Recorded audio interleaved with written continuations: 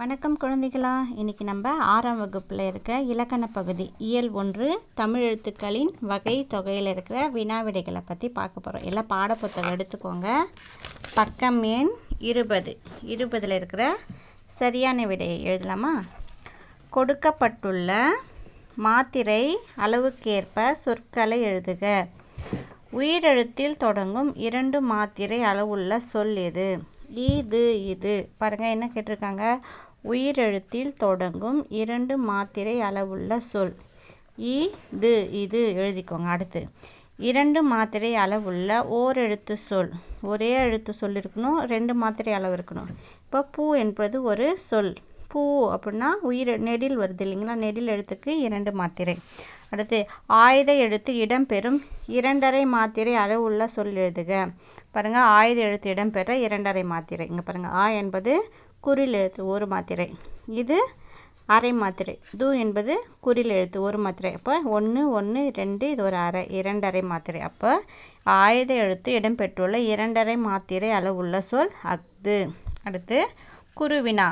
தமிழ் இலக்கணம் எத்தனை வகைப்படும்? அவை யாவை? இதுக்கு நீங்கள் பாடப்புத்தகத்திலே மார்க் பண்ணிக்கோங்க. பாருங்கள், பேஜ் நம்பர் 18 இருக்கிற தமிழ் மொழியின் இலக்கண வகைகள் 5 இங்கே போட்டுக்கோங்க. குருவினால ஃபஸ்ட்டு 1 எழுத்து இலக்கணம், சொல் இலக்கணம், பொருள் இலக்கணம், யாப்பு இலக்கணம், அணி இலக்கணம். இங்கேருந்து இது வரையும் எழுதுனீங்கன்னா முதல் வினாக்கோட விடை இது. அடுத்த வினா பழக்கலாமா? மெய் எழுத்துக்கள் மூவகை இனங்களை வகைப்படுத்தி எழுதுக. இங்கே பாருங்கள், பாடப்புத்தகத்திலே கொடுத்துருக்காங்க. மெய் எழுத்துக்கள் 3 வகைப்படும். வல்லினம், மெல்லினம், இடையினம். பாருங்கள், வல்லினம் க சட த பர. க சட எழுதிட்டு புள்ளி வச்சுடுங்க, சரிங்களா? புள்ளி வச்சு எழுதணும். அடுத்து மெல்லினம் ஞ ந ந ம ந. இப்போ வல்லினம், மெல்லினம், இடையினம் ஏரல வாழல. இதுவும் எழுதணும். குருவினா 2ஓட விடை. அடுத்து 3வது தமிழ் எழுத்துக்குரிய மாத்திரை அளவுகளை குறிப்பிடுக. பாடப்புத்தகத்திலே குறிச்சிக்கலாம். பாருங்கள், குறில் எழுத்தை ஒலிக்கும் கால அளவு 1 மாத்திரை, நெடில் எழுத்தை ஒலிக்கும் கால அளவு 2 மாத்திரை, அதுக்கப்புறம் மெய் எழுத்து ஆயுத எழுத்துன்னு போட்டு அரை மாத்திரை. இது எல்லாமே அதோட அளவுகளை குறிக்குது. அப்போ 3வதோட வினாவுக்கும் ஆன்சர் நம்ம எழுதியாச்சு. அடுத்து மொழியை ஆழ்வோம். இந்த பகுதியில் என்னென்ன இருக்குது பார்க்கலாமா? கேட்டும் பார்த்தும் உணர்க. கேட்டு நம்ம இப்போ டிவியில் பாட்டெல்லாம் கேட்குறோம் இல்லையா? அதை மாதிரி அது கேட்கும்போது பார்க்கும்போது அதை பற்றி நம்மளுக்கு உணர்றது கிடையாது. அதே போல் இனிய தமிழ்மொழி பாடலை கேட்டு மகிழ்க. தமிழ் பாடலாம் பாரதிதாசன் எழுதின பாடல், கண்ணதாசன் எழுதின பாடலாம் கேட்டு நம்ம கேட்டு மகிழ்ந்து புரிஞ்சுக்கணும். அடுத்து தமிழ் அறிஞர்களின் வானொலி தொலைக்காட்சி உரைகளை கேட்டு மகிழ்க. நிறைய டிவிலெல்லாம் பட்டிமன்றம், அதுக்கப்புறம் இதெல்லாம் வருவாங்க இல்லையா? அவங்க பேசுகிற வார்த்தைகள்லாம் கேட்டு அவங்க எப்படி பேசுகிறாங்கன்னு கேட்டு நம்ம தமிழ் மொழியை புரிஞ்சுக்கணும். அடுத்து கீழ்காணும் தலைப்புகளில் 1 நிமிடம் பேசுக.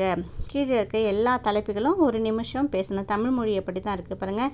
தமிழ் இனிமையானது. அப்போ என்ன சொல்லணும்? நீங்கள் தமிழ் இனிமையானது, எளிமையானது, தமிழ் புதியது. இது 3த்தையும் வச்சு நீங்கள் எழுதலாம். தமிழ்மொழி நம் தாய்மொழி.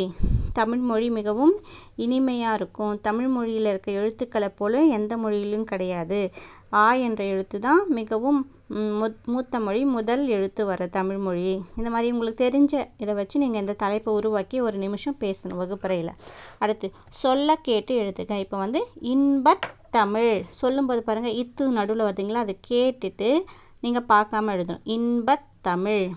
பாவேந்தர், உயிரினங்கள். ஒரு வாட்டி நல்லா படிச்சுட்டு 5 டைம்ஸ் எழுதி பாருங்கள். அதுக்கப்புறம் அம்மாவை சொல்ல வச்சுட்டு நீங்கள் பார்க்காம டெஸ்ட் எழுதி பாருங்கள். இந்த மாதிரி எழுத பிழை இல்லாமல் உங்களுக்கு எழுதுறதுக்கு நல்லா ப்ராக்டிஸ் ஆகும். அடுத்து தொல்காப்பியம், அக்ரிணை, கருவூலங்கள். அடுத்து சுப்புரத்தினம், செந்தமிழ், 12, ஆராய்ச்சியாளர். இது பார்த்து எங்கே துணைக்கால் வருது, எங்கே எந்த ஈ வருது, அதெல்லாம் பார்த்து என்ன லா வருது, அதெல்லாம் ஃபஸ்ட்டு ஒரு 5 டைம்ஸ் எழுதி பார்த்துட்டு அதுக்கப்புறம் அம்மாவை டெஸ்ட்டை வச்சு நீங்கள் பார்க்காம எழுதுங்க. அடுத்து கீழ்காணும் பத்தியை படித்து வினாக்களுக்கு விடை தருக. படிக்கலாங்களா? விரிவான கருத்தை சுருங்க சொல்வதே பழமொழியின் சிறப்பு. பாருங்கள், விரிவான கருத்தை சுருக்கமாக சொல்கிறது தான் பழமொழி. சான்றாக சுத்தம் சோறு போடும் என்னும் பழமொழி தரும் பொருளை காண்போம். சுத்தம் நோயற்ற வாழ்வு தரும். நம்ம சுத்தமாக இருந்தால் நம்மளுக்கு நோயே வராது. உடல் ஆரோக்கியமே உழைப்புக்கு அடிப்படை. நம்ம உடம்பு நல்லா இருந்தால் தான் நம்ம வந்து உழைக்கவே முடியும். உழைத்து தேடிய பொருளால் உணவு, உடை, உறைவிடம் ஆகியவற்றை பெறுகிறோம். நம்ம வேலை செஞ்சால் தான் நம்மளுக்கு வந்து உணவு, உடை, உறைவிடம். உணவுனா சாப்பாடு, உடைனா துணிகள், உறைவிடம்னா நம்ம தங்கறதுக்கு வீடு எல்லாமே நமக்கு கிடைக்குது. இவை அனைத்திற்குமே சுத்தமே அடிப்படை. எல்லாமே நம்மளுக்கு வேணும்னா முதல்ல நம்ம சுத்தமாக இருக்கணும். தினமும் குளிக்கணும், தினமும் தவறாமல் பல் துலக்கணும். இதெல்லாம் நம்ம செஞ்சால் தான் நம்ம உடம்பு சுத்தமாக இருக்கும். இவ்விரிந்த கருத்தை சிறு அடிக்குள் அடக்கியுள்ளது. இந்த எல்லா பெரிய கருத்தையும் இந்த ஒரே லைனில் சுத்தம் சோறு போடும் என்ற ஒரு வார்த்தையில் அடக்குறாங்க இல்லையா, இது பேர் தான் வந்து பழமொழி சொல்லுவாங்க. இப்போ வந்து இந்த ஒரு பகுதியை கொடுத்து உங்களுக்கு 5 கொஷின் கேட்டிருக்காங்க. அது நீங்கள் ஆன்சர் பண்ண பாருங்கள். பழமொழியின் சிறப்பு டேஷ் சொல்வது. 4 ஆப்ஷன் கொடுங்க. விரிவாக, சுருங்கி, பழமையை, பல மொழிகளில் சொல்லுது. பழமொழினா என்ன? சுருங்க சொல்வது தான் பழமொழி. அப்போ சுருங்க அப்படி எழுதிக்கோங்க. நோயற்ற வாழ்வு தருவது டேஷ். நோயற்ற வாழ்வு என்ன தரும்? சுத்தமாக இருந்தால் தான் நமக்கு நோயற்ற வாழ்வு இருக்கும். உடல் ஆரோக்கியமே டேஷுக்கு அடிப்படை. உழைப்புக்கு அடிப்படை. உழைத்து தேடிய பொருளால் நாம் பெறுபவையாவை. நம்ம வந்து வேலை செய்ய பாப்பா வந்து வேலைக்கு போகிறாங்க. அவங்க சம்பாரித்து வர காசில் நம்மளுக்கு என்னென்ன கிடைக்குது? உணவு, உடை, உறைவிடம். இங்கே பாருங்கள், இங்கே எழுதியிருக்கேன். உணவு, உடை, உறைவிடம். முடிஞ்சால் வந்து பாடப்புத்தகத்தில் எழுதிக்கோங்க. அப்படி இல்லைன்னா நீங்கள் நோட்டு புத்தகத்தில் கூட எழுதிக்கலாம். பத்திக்கு பொருத்தமான தலைப்பு தருக. இந்த பத்தியை படித்தோம் இல்லைங்களா, எனக்கு என்னன்னு தோணுச்சுன்னா சுத்தத்தை பற்றி சொல்லியிருக்காங்க. அதெல்லாம் சுத்தம் அப்படின்னு கொடுத்துருக்கேன். ஒரு வார்த்தையில் கொடுக்கலாம், இல்லை 2 வார்த்தையில் கொடுக்கலாம். உங்களுக்கு என்ன தோணுதோ அதை நீங்கள் கொடுத்துக்கலாம். சரிங்களா?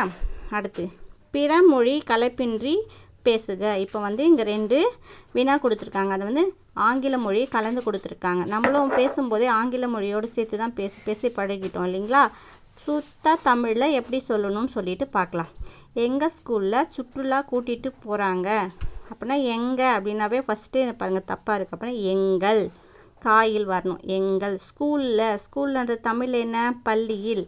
எங்கள் பள்ளியில் சுற்றுலா கூட்டிகிட்டு போகிறாங்கன்றது வந்து பேச்சு மொழி வழக்கு. எழுதும் பொழுது அழைத்து கொண்டு செல்கிறார்கள் அப்படி எழுதணும். என்ன எழுதணும்? அழைத்து கொண்டு செல்கிறார்கள். பாருங்கள், எங்கள் பள்ளியில் சுற்றுலா அழைத்து கொண்டு செல்கிறார்கள்.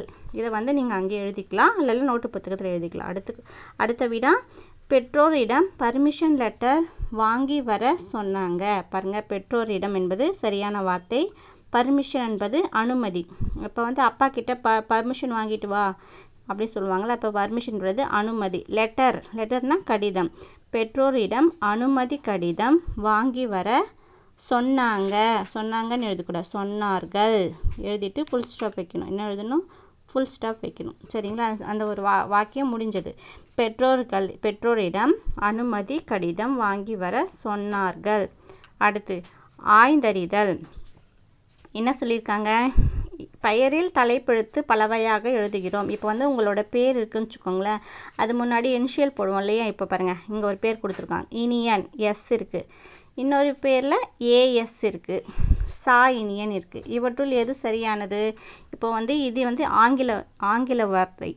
இது வந்து ஏஎஸ். இது வந்து எஸ்சியை பிரித்து ஏஎஸ் எழுதியிருக்காங்க, சா எழுதியிருக்காங்க. இவற்றுள் எது சரியானதுன்னா இதுதான் கடைசியாக இருக்குல்ல, சா இனியன். அதோட விளக்கம் எழுதணுமா? பாருங்கள், சா இனியன் என்பதே சரியானது. ஏனெனில் நம் பெயரின் தலைப்பெழுத்தை எழுதும் பொழுது நம் பெற்றோர்களின் பெயரின் முதல் எழுத்தை தமிழில் எழுதுவதே மிகவும் சிறப்பானது. இப்போ பாருங்கள், இது வந்து இங்கிலீஷில் சதீஷ்னு இருக்கும். இனியனோட அப்பா பேர் சதீஷ்னு இருக்கும்.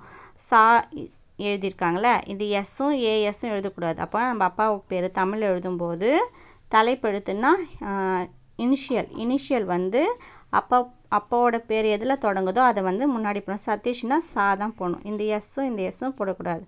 இந்த இலக்கணத்தோட வினா விடைகள்லாம் உங்களுக்கு புரிஞ்சிருக்குன்னு நினைக்கிறேன். அடுத்த வகுப்பில் சந்திக்கலாம். நன்றி, வணக்கம். மறக்காமல் எங்கள் சேனலை சப்ஸ்கிரைப் பண்ணுங்கள். உங்களுக்கு அடுத்தடுத்த வீடியோ கண்டிப்பாக உங்களுக்கு கிடைக்கும்.